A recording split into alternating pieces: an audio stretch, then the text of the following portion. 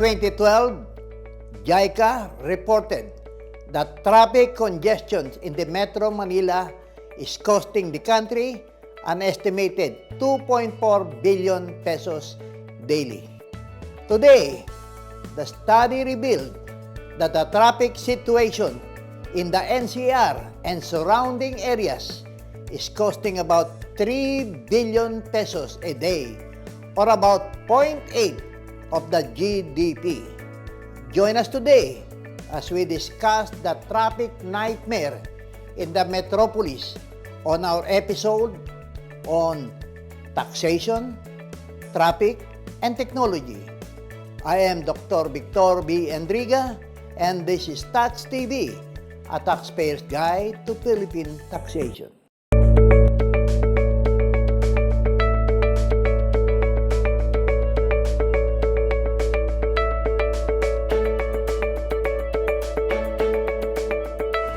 The Philippines was praised worldwide in 1986 when the so-called bloodless revolution erupted, or People Power Revolution. The People Power Revolution happened right at the heart of Epifanio de los Santos Avenue, now known as the historic EDSA. EDSA is the longest highway in the metropolis. It is one of the most popular highways of the country. It served the National Capital Region, and the avenue passes through 6 of the 17 cities in the region. 30 years after the historic bloodless revolution, EDSA is in the limelight again, not anymore a symbol of patriotism and love of country, but a symbol of neglect and environmental abuse. Gone were the days when EDSA was the fastest way to reach the north or even the south of the metropolis. EDSA has become the traffic barometer and a reflection of the traffic in the whole metropolis. This is TaxTV, a taxpayer's guide to Philippine taxation. We'll be right back.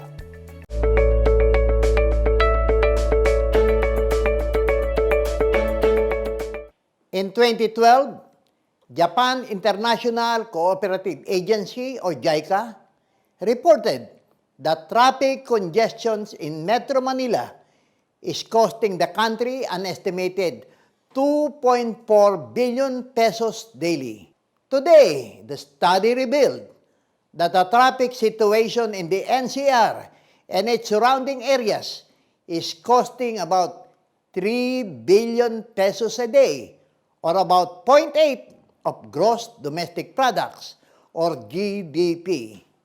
And it is increasing day by day as an emerging middle class fuels automobile boom. Car sales rose to 27% last year as nearly 300,000 new cars hit the roads. The Philippines is seen as an important automobile market growth in the ASEAN region, as the volume of cars sold is expected to surge. This year, it could reach 350,000 on its way to 500,000 by the year 2020. Because of the phenomenal growth, the American Chamber of Commerce has warned Metro Manila is at risk of becoming uninhabitable. In fact, Waze studies shown that Manila, on a city level, has the worst traffic on earth. An average worker travels over 45 minutes to 2 hours daily just to get home from work. Traffic congestion is a condition on transport network that occurs as use increases and is characterized by slower speed, longer trip time, and increased vehicular queuing. We have to acknowledge that the incessant demand for mobility is unsustainable and that congestion needs to be tackled by making more intelligent use of existing capacity. Building more roads and other transport links is not the solution. Technology is widely seen as the right way to address these challenges and managing the future demands placed on our transport system. This innovative approach, applying technology, offers the measure to bridge the gap between what our existing infrastructure is capable of delivering today. Transport must turn to faster, smarter, intuitive, and more innovative technology to solve the congestions and the demands of the people in the 21st century. Today, as we tackle the monstrous daily traffic congestions in the NCR, TaxTV will present two of the socio-economic concerns of the Duterte administration: reducing traffic congestions in the metropolis and raising revenue, taxation for infrastructure development. TaxTV will show you how it can be done with enormous political will and capital. Yes, it can be done. Stay tuned. We'll be right back.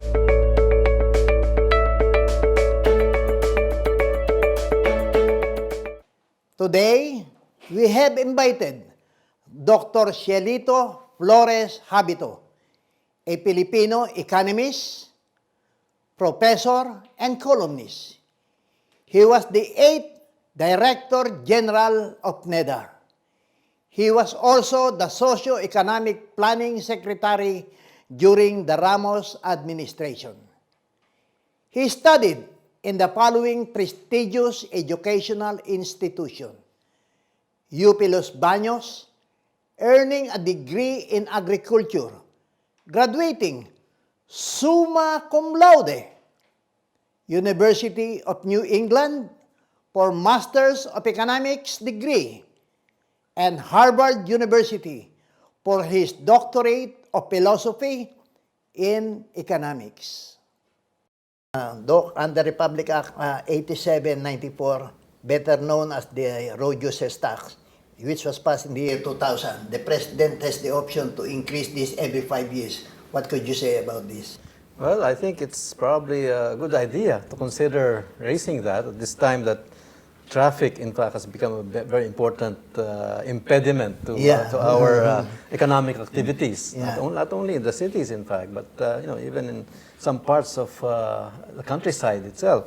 So really, we economists talk about a tax to correct for these kinds of externalities or external costs to the economy. And traffic congestion is one of them.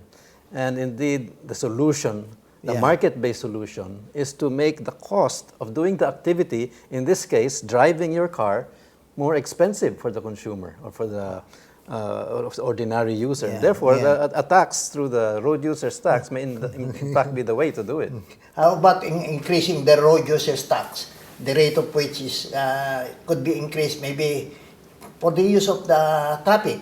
Well, precisely that anything that may make it possible to make it less desirable for motorists to use their own cars is something that can be defensible in that sense. No? In terms of not only discouraging too many cars, too many vehicles on the road, but also raising revenues for financing the construction of more and better roads and other transport facilities, especially mass transport facilities, which is really the long-term solution to our traffic problem. But again, in the end, this tax itself may be a viable source of these kinds of revenues for the government. There's also another proposal to increase the excise tax on luxury vehicles. Well, it makes sense mainly because, again, luxuries, when you tax them, are actually borne more by the rich. And the whole idea is to have a tax system which is not putting much of the burden on the poor, but more of the burden on those who have the rich, capacity yeah. to pay. Yeah. So again, a luxuries tax, particularly those on expensive motor vehicles, essentially hits two objectives. One is to discourage driving in general, and number two, it also helps raise more revenues from those who are able to pay more. Yeah, yeah. How about the Singapore model? There's a Singapore model which actually, if you are using your car for the 10 years already, after 10 years you can't use it anymore, and then you have to buy a certificate of entitlement to use that. it's this certificate of entitlement which is really the more critical part of the Singapore model, because realizing that they only have limited road space, Yeah. Singapore being a very small, small yeah. place, it's a city-state, they know that there's only so many cars that their streets can accommodate. And therefore, in effect, they have a quota on the number of cars that can be on the road. Yeah. And so the only way that you can own a car is to get this certificate of entitlement from the government. And this is the number of these certificates of entitlement that they issue depends on, number one, the number of cars that were retired last year. Yeah, so at least that creates more space for new ones to come in. And they also have a certain computation of how much more they can afford to increase the cars on the road for this year, maybe because they built more roads or whatever. And so on that basis, they limit the number of cars. And because of this, and usually there's more people who want to buy cars than those who will be allowed to buy cars, there is a bidding for these certificates of entitlement. The process is bidding. Huh? The reason why if there's more people who want to have that certificate of entitlement than the available COEs, numbers, as they call it, that they will issue, they will have to bid for it. And that raises the cost of buying a car in Singapore to the extent that the cost of the certificate of entitlement can be even more than 2 times the value of the car itself. Wow. And that's why it becomes very expensive to own a car in Singapore. But that's deliberate. That's on purpose, that the government wants to discourage people from buying their own cars. But there's one very important factor there. Yeah. Singapore has a very efficient and expansive public transport system. So you have a real alternative and a comfortable alternative to driving your own car. So I think that's a number one prerequisite wherever that you want to reduce the number of cars on the road. You have to give people a choice. How about the electronic road pricing system? Well, this again is another important market-based solution that Singapore put in place, wherein the most busy streets of the city have been restricted from motor vehicles unless they pay a surcharge or a certain, it's almost like a toll fee, but it is electronically charged because it is done automatically by these RFID detectors, and then I think you have to either prepay or your credit card gets charged for every time that you pass inside that restricted area. And so this is the so-called electronic pricing system. There is a price for using the busy streets of the city. Maybe especially EDSA. Well, EDSA is obviously a prime candidate for doing that here in the Philippines. So that if there is like a gate at one end or at different entry points to EDSA, when the car passes through there, again, it automatically gets detected, and then your credit card gets charged, or so it's like you have a prepaid. You have a prepaid card, just like the e-pass right now that we have in the expressway or the in the NLEX. There's a similar system. That's the way it will be done, and that's why again that puts a price or a cost to using our congested streets, and it will. Presumably, it will make people think twice before they actually decide to drive through, because it will cost them money. The solution has worked very well in Europe. Denmark, for example. I have seen videos of Copenhagen where they were showing the before and after this electronic pricing scheme.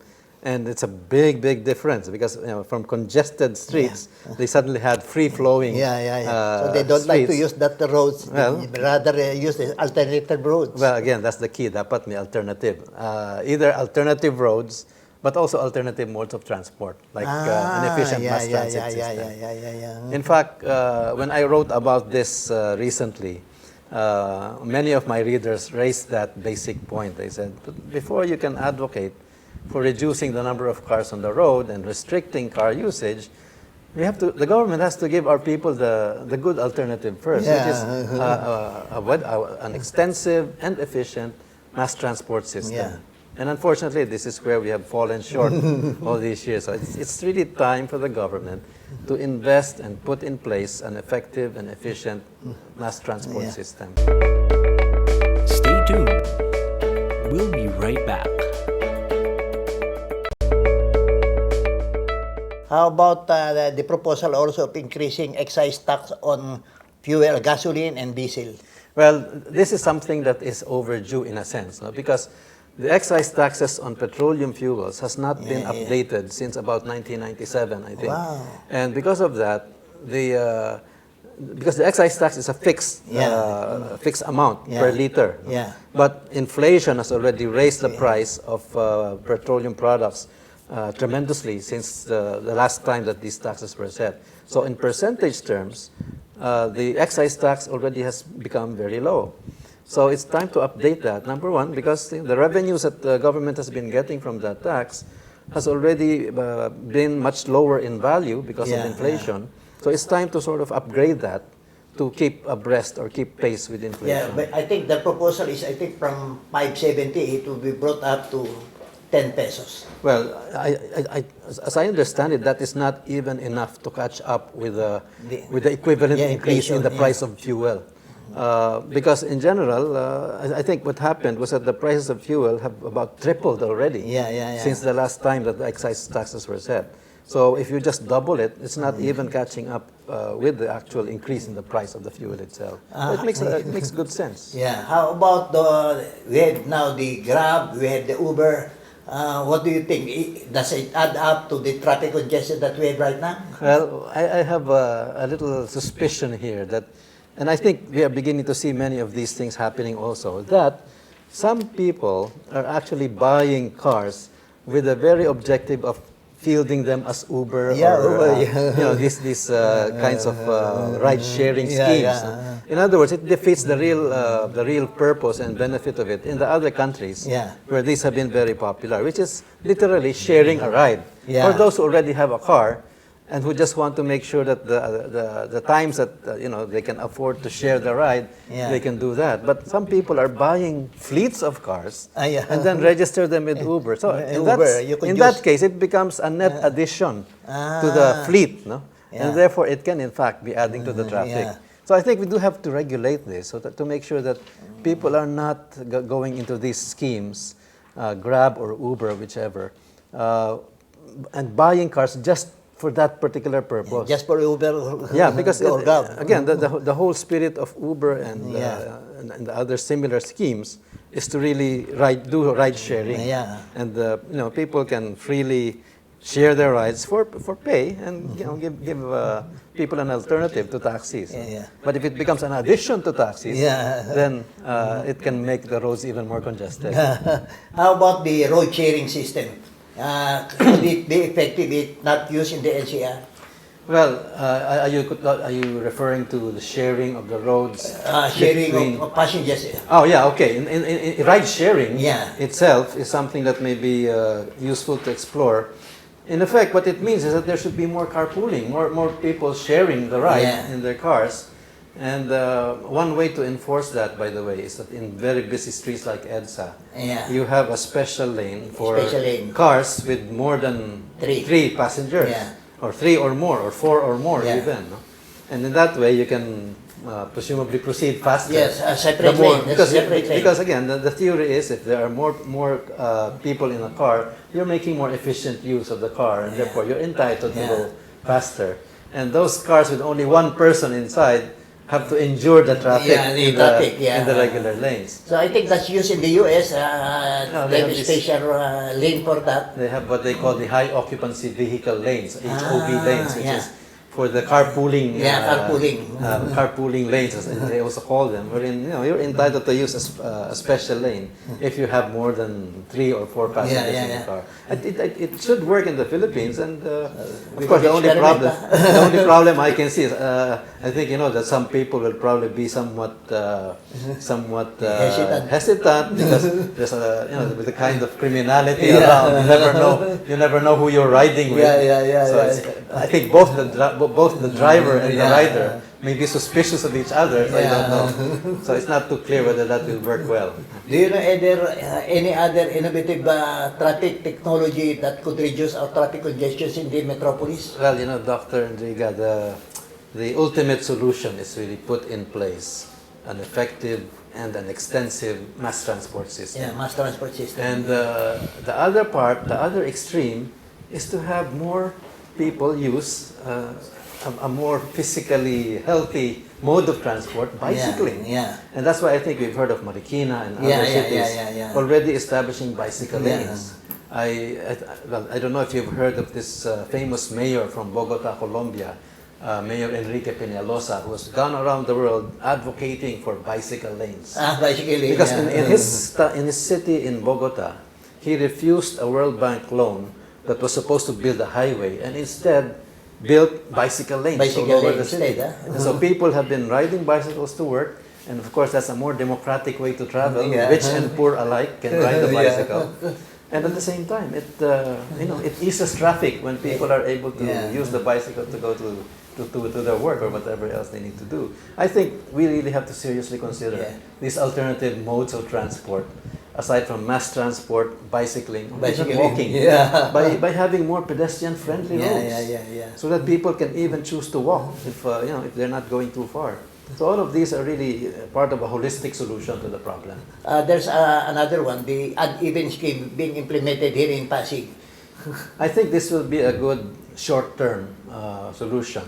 As many people point out, it doesn't work in the long term because the people who can afford it will just buy another car, so that when the other car is banned from the road, they have another car to use. So in the end, there's a net addition again to the number of cars that are plying the streets. So it's not So effective. in the short term, it may work, but as I said, in the long term, people will adjust to it by this kind of behavior.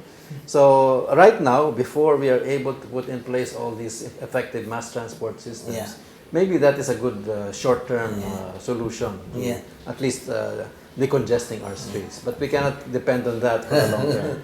How about removing all those bus terminals along EDSA? What do you say of that? Bus terminals that are obstructing traffic and whatever else that is obstructing traffic, including sidewalk stalls and even other repair shops or whatever. It's a good idea to really clear our roads of things that don't belong on the roads. Now, as I said, there's a long-term and there's a short-term solution. The long-term solution is an efficient and extensive mass transport system. In the short term, we really have to reduce the number of vehicles on the road. And that means attracting people out of their cars to take mass transport. But we have to provide those mass transport facilities. They should go hand in hand. Comfortable buses and comfortable trains that they can take. And in the long term, hopefully build more and more of these trains. Infrastructure projects, especially with mass transport. Mass transport in particular.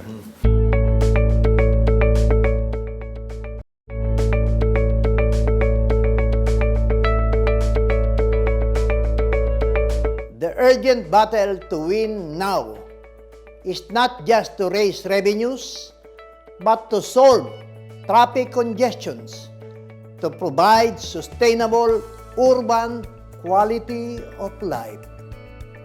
Join us again next week as we discuss taxation, traffic, and technology. Let us help build our nation.